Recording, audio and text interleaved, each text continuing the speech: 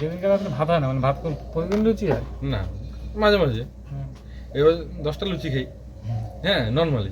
কালকে আমি 7টা লুচির বেশি খাইতে পারিনি। কেন? তার আগে 250 গ্রাম মুড়ি খেয়েছিলাম।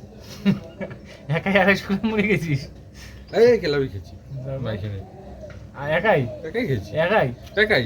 250 গ্রাম মুড়ি খেয়েছিস? হ্যাঁ, ওরা সবাই গুটকা ঢুকেছে, তারপরে মুড়িটা বার করে মাখছে। তারপর হ্যাঁ জিজ্ঞাসা করলাম খাবে না, গুটকা আছে মুখে। আমি খেলাম নিজে। তারপরে যায় জন্মদিন হইতে যায়, 7টা লুচি খাইলাম, মোটামুটি 2-3টা পায়েস নিলাম, 2টা মাংস নিলাম, নিয়ে দাম। তারপর কি সকালবেলা ফ্রেশ ট্রেশ হইস নি? হ্যাঁ হয়েছি তো।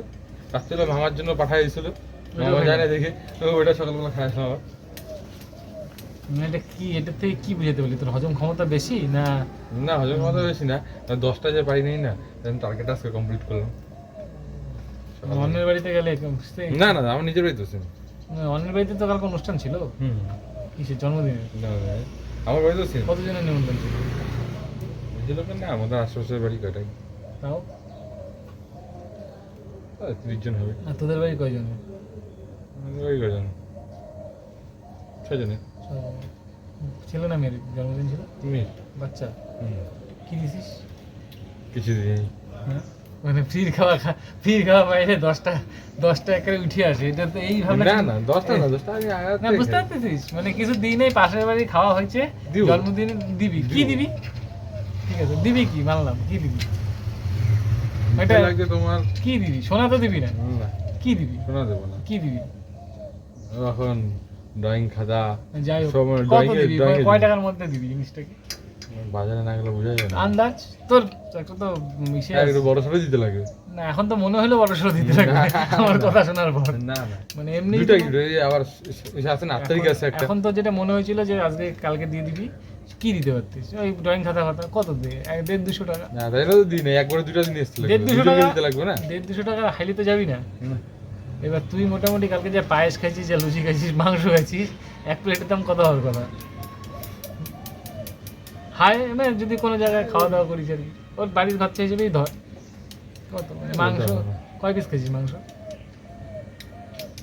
এটা গুনছি নেই, আন্দাজ তো আছে? মানে বিয়ে বাড়ির মতো জন্মদিন বাড়িতে খাইছিস? আমি তো রুমি খাই। এরকম ব্যাপার। তাও 10 বাড়িতে পিস, আমি ওরকমই খাই। 10-15 পিস, হ্যাঁ 10 পিস, না না, তো খাওয়া যায় নাকি? আচ্ছা, 5-6 তো এইটুকুন। বাড়িতে থাকলে আমি এক কোটি না বেশি। বাড়িতে চেহারা তো থাকলে বোঝা যাচ্ছে না, তোর গেটেপে বোঝা যাচ্ছে না, মানে তুই কি ভাবনা চিন্তায় থাকতেছিস আমি সেটা বুঝতে পারছি না। একটু লজ্জা রাখা দরকার, কি দরকার না? রাখ। খাওয়া দাওয়াতে কোনোদিনও লজ্জা লাগে না। তো লজ্জা লাগে না মানে? তুই জন্মদিন লজ্জা করলেই লস। তুই জন্মদিন বাড়িতে 6 জন খাইতে গেছিস, দিবি লজ্জা 200 করলেই টাকা, লস।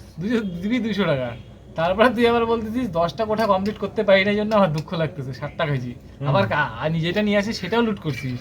মানে এরপরে মানুষ কি জন্মদিন বাড়িতে আর নিমন্ত্রণ করবে তোকে? অবশ্যই। আমার তো মনে হয় না অবশ্যই করা উচিত। এরকম করে আমার বাড়িতে করি না আমি সবাইকে। সবার জানা উচিত যে এরকমও ছেলে পেলে থাকে, বাড়ি ঘরে এরকম থাকে।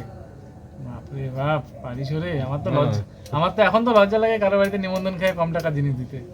কারণ কেমন একটা আগেকার দিনগুলো মানিয়ে নেওয়া যেত, বর্তমান যা অবস্থা